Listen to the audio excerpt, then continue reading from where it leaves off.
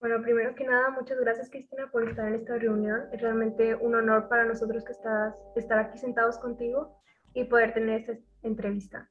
Mi nombre es Karima Tamirano y me encuentro aquí con mi compañero Alejandro García.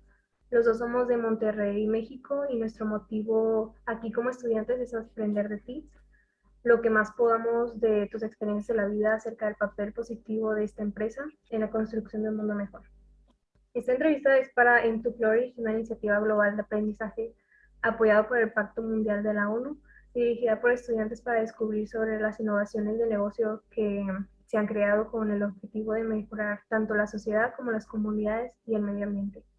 Después de esta charla enviaremos la historia de Aim to Flourish, en donde las mejores iniciativas son reconocidas y celebradas en foros regionales alrededor del mundo, organizada por universidades y colaboradores locales.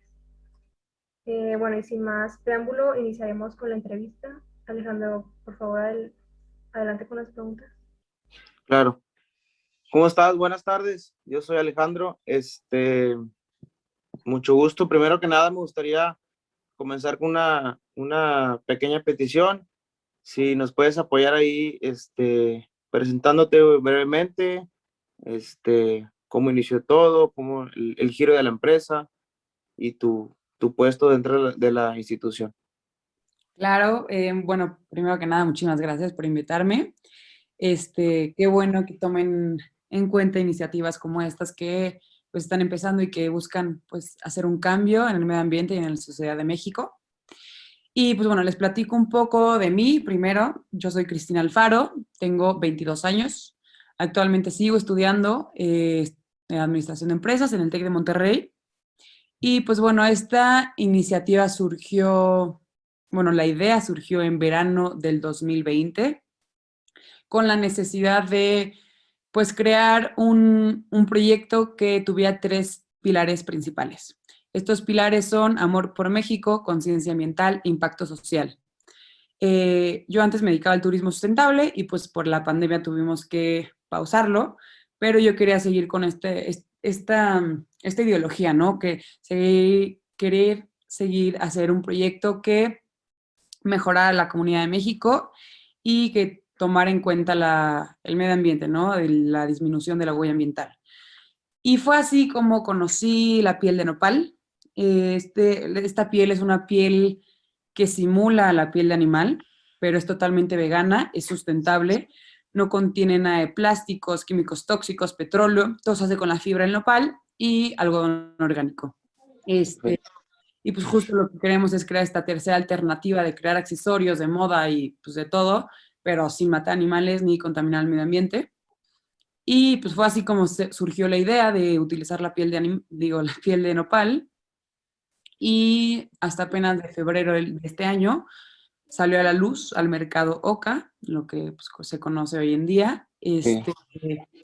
Y pues yo lo que quiero es crear consumidores conscientes, que sepan que la moda puede dar un giro de 360 grados, que podemos seguir utilizando productos naturales y se siguen viendo igual.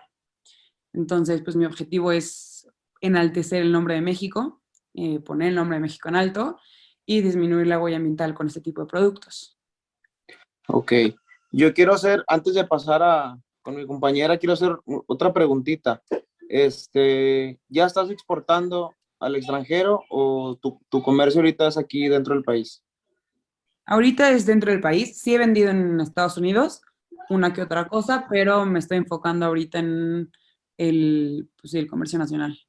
Ok, muy bien. Cristina, comentaste que empezaste pues este año en la pandemia. ¿Cuáles son los retos a los que se enfrenta día a día la empresa? Pues bueno, al principio uno de los mayores retos era que estábamos en el pico del COVID y todo estaba cerrado. No había ni artesanos que me maquilaran, no había proveedores de herrajes, no había ni los proveedores de piel, no había nada. Entonces eso fue un reto porque pues todo se hizo súper lento, se pausó por un tiempo. Pero actualmente creo que uno de los mayores retos es que la gente aún está al 100% consciente del daño que hace al seguir consumiendo este tipo de productos de piel de animal, de piel artificial. Creo que lo más difícil como empresa en este momento no es tanto vender sino convencer al consumidor de por qué debería comprar estos productos, por qué debería cambiar y transformar su tipo, o sea, sí, sus tipos de consumo para volverse un consumidor consciente y para ayudar al país, para ayudar a la comunidad y para ayudar al medio ambiente.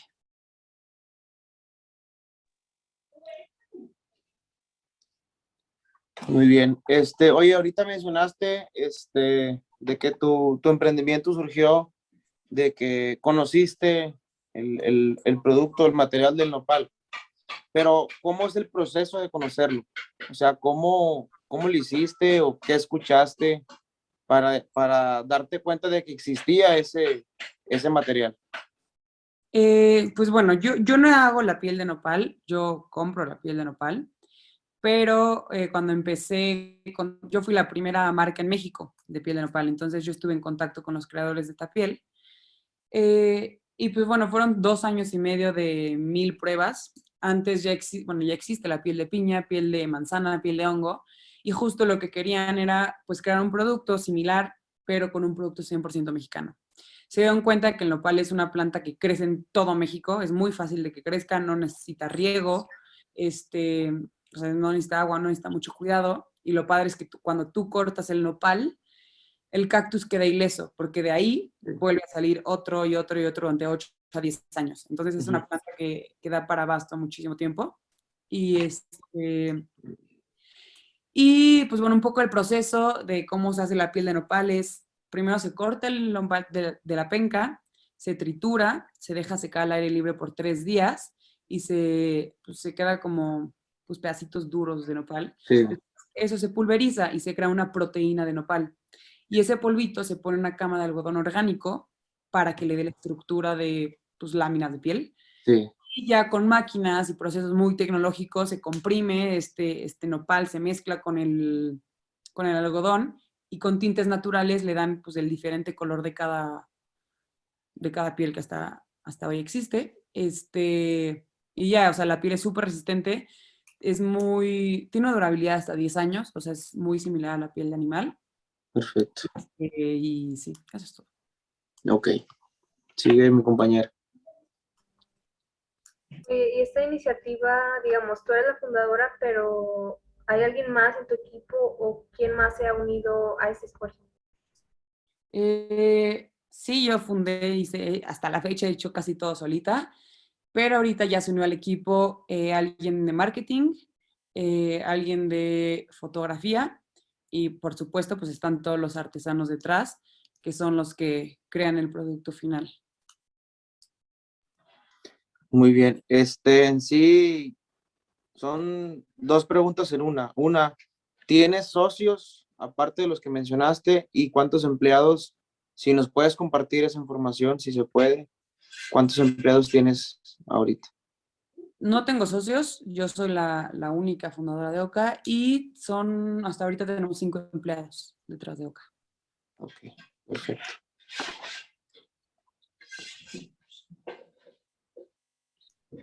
¿Y cuál sería un consejo que le darías a los jóvenes que están en el proceso de querer emprender algún negocio y no se animan? Yo creo que, bueno, les diría que se arriesguen, literal, el que no arriesga no gana, que el no ya, es como cuando te dicen el no ya lo tienes, pues bueno, la falla ya la tienes, entonces, ¿por qué no intentarlo?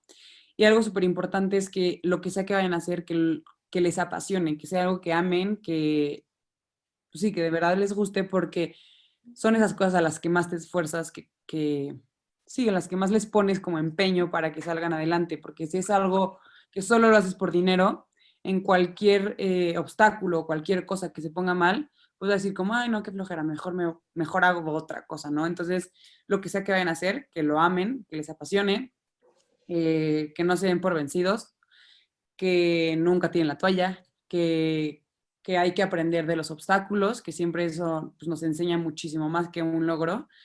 Y nada, que lo que sea que hagan también se enfoquen en nuestra sociedad y nuestro medio ambiente para poder ser empresas social y ambientalmente responsables. Muy bien. Yo otra pregunta, bueno, antes de eso, supongo que pasaste por, no sé, adversidades, momentos difíciles, que a lo mejor algún día dijiste, ¿sabes qué? Esto no es para mí o está muy difícil. No sé, yo lo comento porque me ha pasado que quiero emprender algo y batallo y la veo muy difícil. Y lo más difícil, bueno, para nosotros es decir, no tengo dinero, ¿cómo empiezo? O no tengo tanto dinero, ¿cómo empezar? O tengo un ahorro, entonces todos nosotros lo englobamos a que ocupamos cierta cantidad de dinero para empezar algo. ¿Tú concuerdas con eso o crees que hay algunas otras estrategias? No, estoy totalmente de acuerdo. De hecho, a mí me dolió la vida entera cuando empecé esto porque utilicé los ahorros de 5 años, literal. Y, y obviamente que es un riesgo. O sea, obviamente dije, ¿y si no se da? ¿Y si fallo?